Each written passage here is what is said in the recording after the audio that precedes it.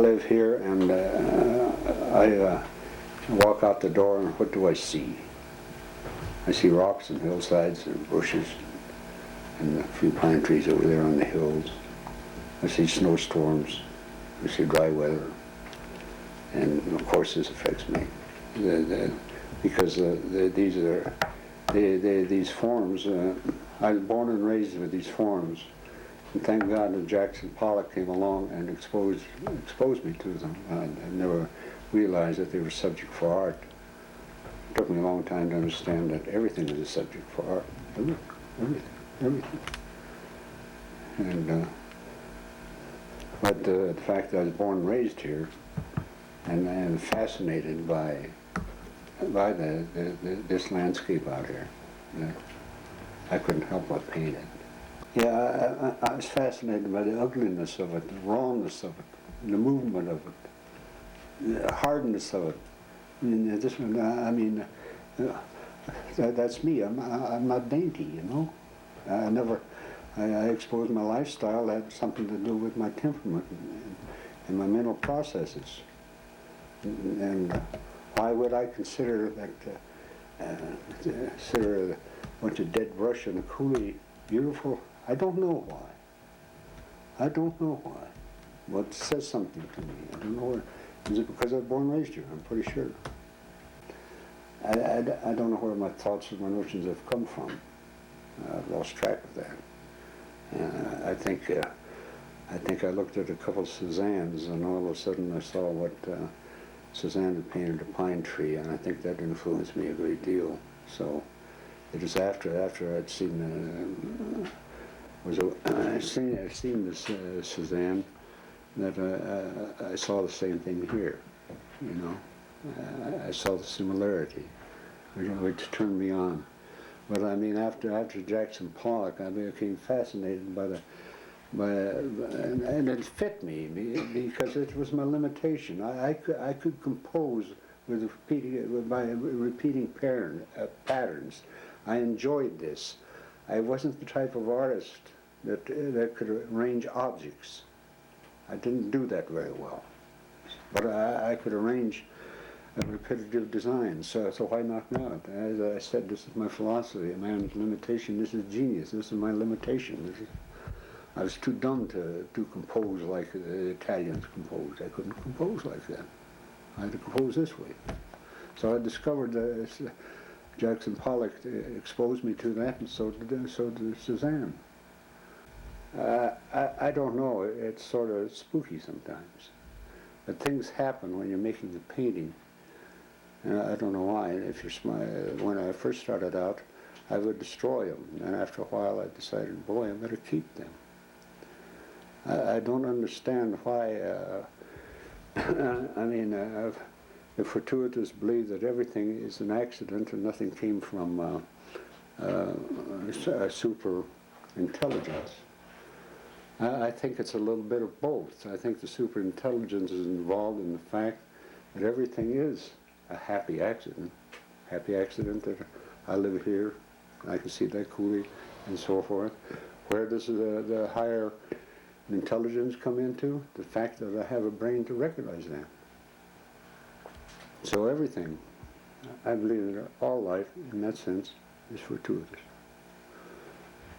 And that a man's limitation is his genius.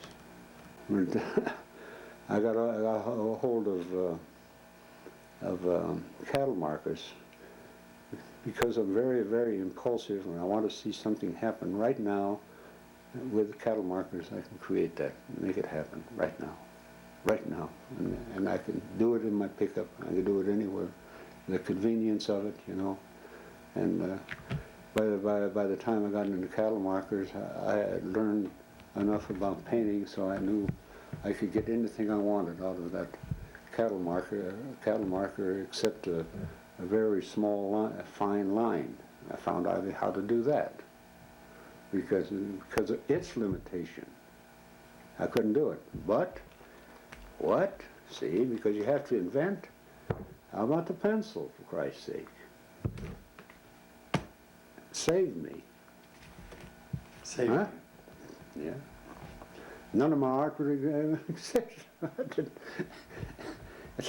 It was finished off by a pencil. But it saved my life once to paint a pot boiler.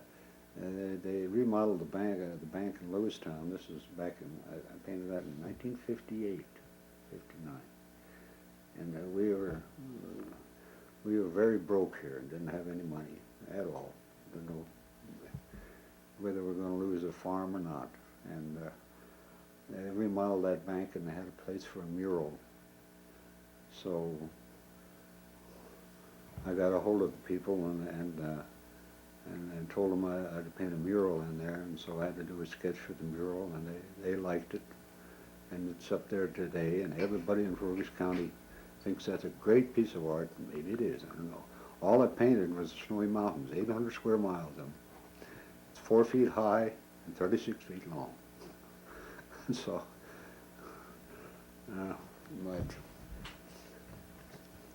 but the pot boilers I did were signs. This is how I made enough money out here to be a farmer. I made a little bit of money painting signs. So I'll give you a little design course right now. Designs are based on contrast. Contrast of form, contrast of size, contrast of color, contrast of texture, contrast of surface, contrast of direction, the contrast of warm and cold, and the value of light, and the contrast of line and mass. This is one thing I use a great deal in my painting. The two things I'm more interested in is line and mass and surface and direction. I used to teach, nobody ever taught me this. I spent my entire life discovering this on my own, you know. Form, you only have a rectangle, circle, and a triangle. You can create a design by just those three forms. If you would put in the contrast of size, add the contrast of color, add the contrast of texture, add the contrast of direction, you would have too damn much. And this is why these the old masters are so a good design. They stayed within their limitation, created their own limitation. If they wanted to do something with form, they used just the rectangle, the triangle, and the circle.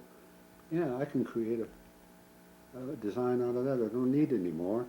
And the fact that I'm limited to this, it provokes my imagination, and I'm going to end up with something different. If I put in all these others, I ended up with something that's Baroque. It's a lot of cheesecake. There's a lot of bullshit. And this is what you find in even in our art today. They put all of this in there, all of it, all the time. But the things but one has to find in all of that, what is your interest? What was my interest? I was very fascinated by line. Line in the sense that something is hollow against something that is a mass. And then sometimes in the Cooey paintings, I would add direction.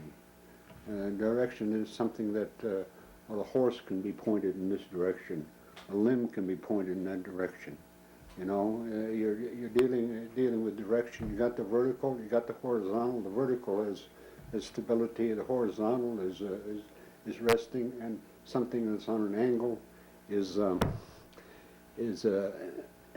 moving.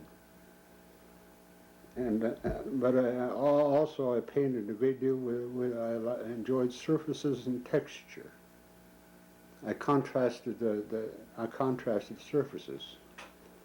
You know, sometimes I would paint with thin paint, sometimes I'd paint with thick paint. But I never use color sometimes almost arbitrarily.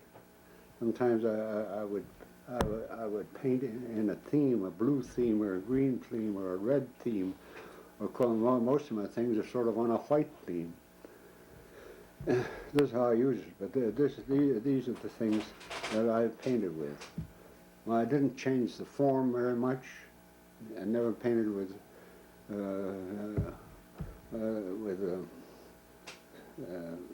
designing something with contrasts of a lot of forms. You'd have to do still life to do that. Anyway, with this and my philosophy of the happy accident,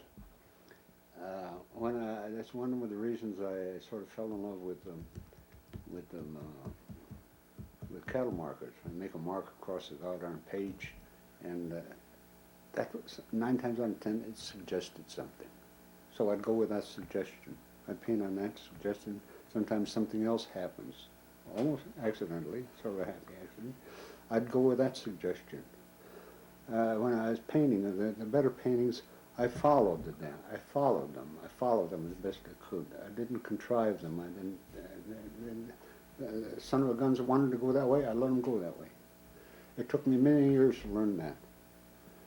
So I guess I am a fortuitous. I really am. No, there's so much out there in nature. You couldn't possibly paint it all in one time. I think, Jackson Pollock, he did his things and he came to the end of his drip. He couldn't drip anymore. He couldn't go any farther in that direction. So I guess he sort of did himself in, so to speak. He didn't commit suicide, I think, sort of halfway purposely. Because you take a look at his, the latest things he didn't know where in the hell to go. He'd already done it. And the same thing happened to me with, when I was doing my abstract expressionist things. I quit in 1958. It was the last one I ever painted, or 57, 58. At least I went into doing realistic watercolors of my neighbors, portraits. Did that for a while. Did sculpture for a while. Finally came back and I did landscapes. So I started doing landscapes, and the farther I got and the more I got into landscapes, I found how much there is out there. You can't possibly cover it all. There's no way you can cover it all. You can go on and on and on and on and on and on forever and ever and ever and ever. And since I'm born and raised in this country, I painted what I love about it. I think that's all there is to art, is to fall in love with something and then explain why you love it. That's all there is to it. Very difficult, very, very easy if you are relaxed. But you don't paint it, you explain why you love it.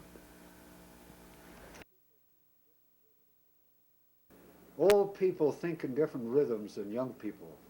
There's going to be a time down the line when I'll be sitting in the yard drinking coffee, and Elvia will come out the door and say, "Why don't you go fishing?"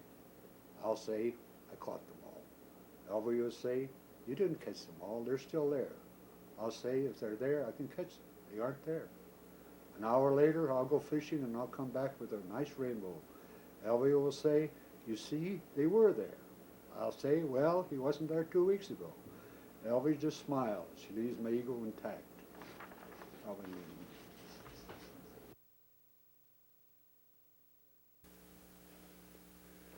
You told me a story about someone who once asked, "How do you paint rocks?" Yeah. What'd you say? I make a hell of a mess, and everything that looks like a rock I keep. The old lady says, "You do?" I said, "Yeah. Why not?" We used to have a class of the old lady, and if they didn't like